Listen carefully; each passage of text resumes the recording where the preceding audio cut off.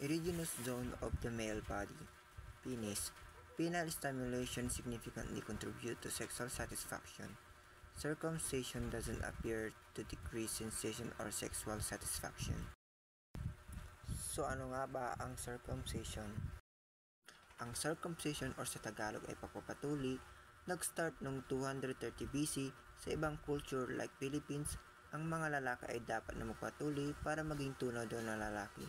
Ang pagpapatuli ay dapat na mangyari at dapat malinis ang proseso sa pagpapatuli, baka kasi mag-lead ng infection.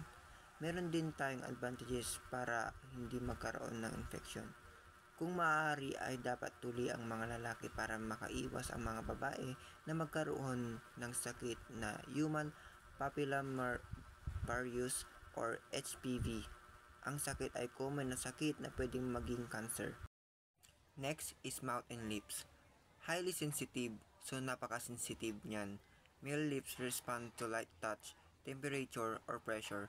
Kissing also a release of hormones involved in intimacy or mas kilala sa love hormone. Scrotum. The scrotum is one of the men's most notable erogenous zone. Lots of nerve mean that this area is super sensitive to touch. Makikita natin ang scrotum sa may bandang huli. At hindi ito nababase kung saan mo ito pwedeng hawakan. It's up to you na lang kung paano mo ito hawakan as long as hindi ito madadamage or hindi ito masasaktan. Neck.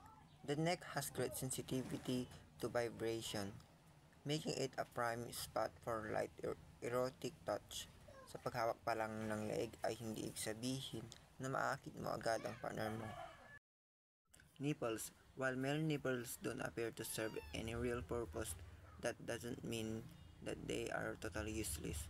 Ang nipples ng lalaki, hindi siya ganun ka-useful, pero hindi ibig sabihin na useless ito. Meron dun pati itong mga nerve in perineum. It's the area between the anus and the scrotum, which help convey sensation of sexual pleasure from genital to the brain. Makikita ito sa baba ng scrotum. Ears.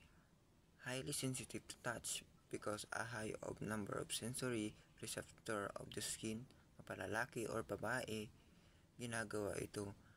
Ang ears ay napakasensitibo sa paghawak. Kadalasan nag-uusap sila about sa physical touch o di kaya yung mga nangyari. Sexual response cycle. The sexual response cycle refers to the sequence of the physical and emotional changes that occurs as a person becomes sexually aroused and participate in sexually stimulating activities, including intercourse and masturbation. William Master and Virginia Johnson used the term sexual response cycle to describe the changes that occur in the body as men and women become sexually aroused. They divided the sexual response cycle into 4 phases. Sexual response cycle refers to the sequence of physical and emotional changes that occur as a person. Ito yung cycle or stages kapag nagkakaroon ng sexual intercourse or nagsisex ang male and female.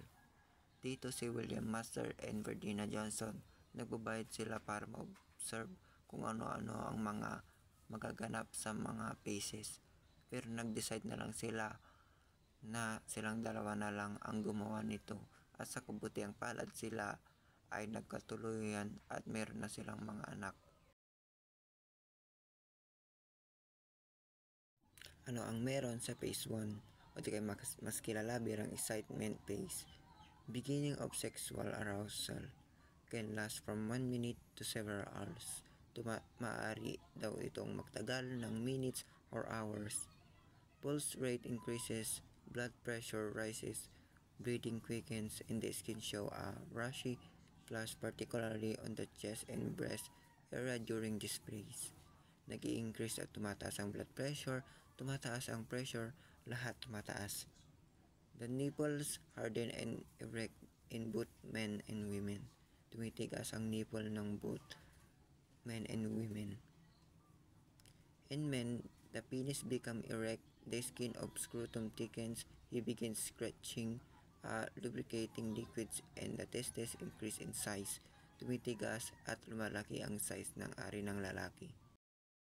In women, the clitoris swell, the lips of vagina open, and the inside of vagina moisten in preparation of sexual intercourse. Sa mga babae ay nagsiswell na ang clitoris at ang labi ng ari ng babae ay bumabasa na pagkat ito na ang paghahanda sa pagtatalik. Phase 2, plateau phase. The change in the body is still continued. Nagbabago pa din ang posisyon ng ating mga katawan. Breathing becomes more rapid, heart rate increases, body temperature rises, mas lalong bibilis ang breathing natin. Tas heart rate increases, tas mas lalong umiinit ang ating mga katawan. Blood pressure increases during this stage. Tataas din ang blood pressure natin sa stage na ito. In men, the penis become more effects. The circumference of its head increases and releases few drops of fluid. Mas lalong titigas ang ari ng lalaki at may lumalabas ng mga fluids. In women, the outer part of vagina swells with increased amount of blood to the area, while the clitoris retracts under the clitoral hood. Knots remains highly sensitive, at dito namumula na ang outer layer ng vagina. Phase 3, organism phase. Blood pressure, heart rate, and breathing are at highest rates with a rapid intake of oxygen. So mas lalong tumataas ang blood pressure, heart rate, tas breathing deep. Dito yung part na extreme na part. This is sudden forceful release of sexual tension. Orgasmic contraction of the muscle happen in release of the semen which contains sperm cell. Dito yung part na naglalabas ng semen ang lalaki. Men usually achieve one intense orgasm. Meaning nito, ang mga lalaki ay kaya tumagal lang kahit na isang round. In women, orgasm involves the contraction of pelvic muscle that surround the vaginal wall and can happen multiple times. Mas mabilis makabalik ang orgasm ng mga babae kaysa sa mga lalaki. So kaya after ng sexual intercourse, kailangan ng mga lalaki ang magpahinga, unlike sa mga babae na kahit ilang rounds ay kaya pa nila. Orgasm means ito yung part na extreme satisfaction. In men, rhythmic contraction of muscle at the base of penis result in the ejaculation of semen. Ito yung part na naglalabas na ang lalaki ng sperm. A rush of sex flush may appear over the entire body. So ito na yung last na phase, which is resolution phase. The body return to its normal state after orgasm. Dito babalik lahat sa normal.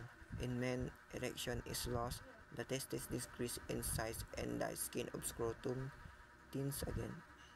In women, the clitoris, the color of the outer lips of vagina, and the lips of vagina return to its norm.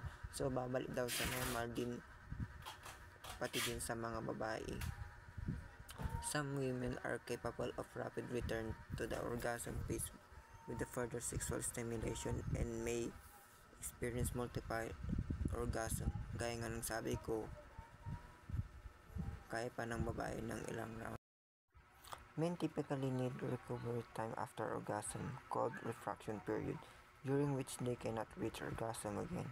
So pagkatapos nila ay kailangan nila magpahinga ang mga lalaki kasi hindi na nila kaya pagkatapos ng intercourse. Hindi sila magkakaroon ulit ng orgasm at sana ay natutunan kayo.